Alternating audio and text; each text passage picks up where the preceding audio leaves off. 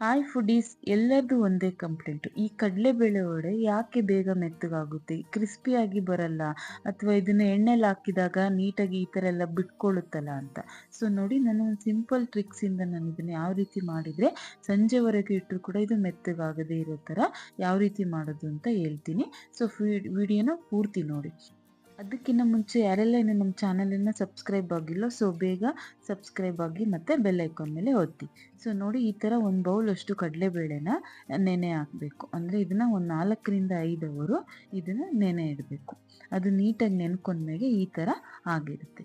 ಇದನ್ನು ನೀರನ್ನು ತೆಗೆದುಬಿಟ್ಟು ಈ ಬರೀ ಕಡಲೆಬೇಳೆಗೆ ನೀರನ್ನು ಹಾಕ್ದಲೇ ಈ ಥರ ತರ್ತರಿಯಾಗಿ ರುಬ್ಕೋಬೇಕು. ಇದರಲ್ಲಿ ಸ್ವಲ್ಪ ನೀವು ಕಡಲೆಬೇಳೆನ ಉಳಿಸ್ಕೋಬೇಕು, ಆಮೇಲೆ ಅದಕ್ಕೆ ಆ್ಯಡ್ ಮಾಡಬೇಕು.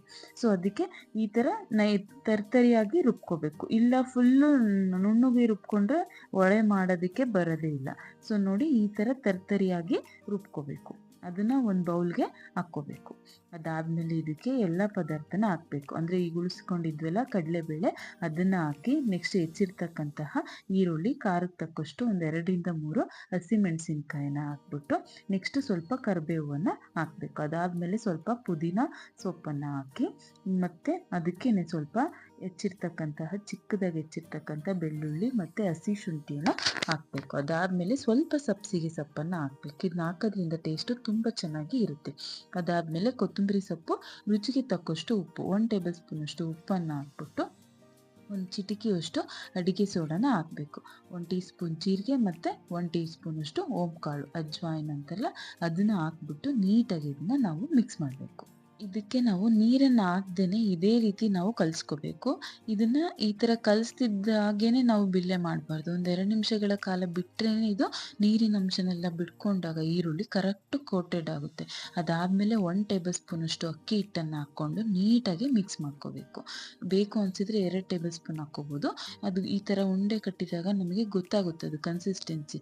ಆವಾಗ ನಾವು 1 ಟೇಬಲ್ ಸ್ಪೂನಷ್ಟು ಬೇಕಾದಾಗ ಹಾಕ್ಕೊಂಡ್ಬಿಟ್ಟು ನೀಟಾಗಿ ಈ ಥರ ಬಿಲ್ಲೆ ಆಕಾರಕ್ಕೆ ಮಾಡಿಕೊಂಡು ಅದನ್ನು ಮೀಡಿಯಂ ಫ್ಲೇಮಲ್ಲಿ, ಫಸ್ಟ್ ಹೈ ಫ್ಲೇಮಲ್ಲಿ ಇಟ್ಕೊಂಡು ಈ ಎಲ್ಲ ವಡೆಗಳನ್ನು ಹಾಕಬೇಕು. ಅದು ಯಾವಾಗ ಎಣ್ಣೆಯಲ್ಲಿ ಸ್ವಲ್ಪ ಬೇಯ್ತಾ ಇರುತ್ತೋ ಆವಾಗ ಲೋ ಫ್ಲೇಮ್ ಮಾಡಿ ಇದನ್ನು ಚೆನ್ನಾಗಿ ಫ್ರೈ ಮಾಡ್ಕೋಬೇಕು. ಆವಾಗ ಅದ್ರೊಳಗಡೆ ಇರ್ತಕ್ಕಂತಹ ಎಲ್ಲ ಪದಾರ್ಥನೂ ನೀಟಾಗಿ ಬೇಯ್ತವೆ. ಇಲ್ಲಾಂದರೆ ಅದೇನಾಗುತ್ತೆ ಅಂದರೆ ಮೇಲ್ಗಡೆ ಅಷ್ಟೇ ಕ್ರಿಸ್ಪಿ ಆಗಿದ್ದು ಒಳಗಡೆ ಫುಲ್ಲು ಮೆತ್ತಗಾಗಿರುತ್ತೆ, ಬೆಂದಿರಲ್ಲ. ಸೊ ಅದಕ್ಕೆ ನೋಡಿ, ಈ ಥರ ಮೀಡಿಯಂ ಫ್ಲೇಮಲ್ಲಿ ಇಟ್ಕೊಂಡೆ ನೀವು ಅದನ್ನು ಚೆನ್ನಾಗಿ ಒಂದು 5 ರಿಂದ 10 ನಿಮಿಷಗಳ ಕಾಲ ಫ್ರೈ ಮಾಡ್ಕೋಬೇಕು. ನೋಡಿದ್ರಲ್ಲ, ಇಷ್ಟೇ ಸಿಂಪಲ್ ಟ್ರಿಕ್ಸ್ ಯೂಸ್ ಮಾಡೋದ್ರಿಂದ ಯಾವುದೇ ರೆಸಿಪಿ ಆಗಲಿ ಕಷ್ಟ ಅನಿಸಲ್ಲ. ಸೊ ನೋಡಿ, ನಾವು ಮಾಡೋ ಮೆಥಡು ಕರೆಕ್ಟಾಗಿದ್ದಾಗ ನಾವೇನೇ ಮಾಡಿದ್ರೂ ಕೂಡ ಚೆನ್ನಾಗಿ ಬರುತ್ತೆ. ಸೊ ನೋಡಿ, ಈ ಥರ ಗೋಲ್ಡನ್ ಬ್ರೌನ್ ಕಲರ್ ಆದಮೇಲೆ ಅದನ್ನು ನಾವು ಸರ್ವ್ ಮಾಡಬೇಕು. ಸೊ ನೋಡಿದ್ರಲ್ಲ, ಇಷ್ಟು ಈಸಿಯಾಗಿ ಸಿಂಪಲ್ಲಾಗಿ ಕಡಲೆಬೇಳೆ ಮಸಾಲ ವಡೆನ ಮಾಡಬಹುದು ಅಂತ. ಸೊ ಇದನ್ನು ಒಂದು ದಿನ ಪೂರ್ತಿ ಇಟ್ಟರು ಕೂಡ ಏನೂ ಮೆತ್ತಗಾಗಲ್ಲ. ಸೊ ನೋಡಿದ್ರಲ್ಲ, ಯಾರಿಗೆಲ್ಲ ಈ ರೆಸಿಪಿ ಇಷ್ಟ ಆಯಿತು ನೀವು ಕೂಡ ನಿಮ್ಮ ಮನೆಯಲ್ಲಿ ಟ್ರೈ ಮಾಡಿ. ನಮ್ಮ ಚಾನಲ್ ಸಬ್ಸ್ಕ್ರೈಬ್ ಆಗೋದನ್ನು ಮರಿಬೇಡಿ. Thank you for watching.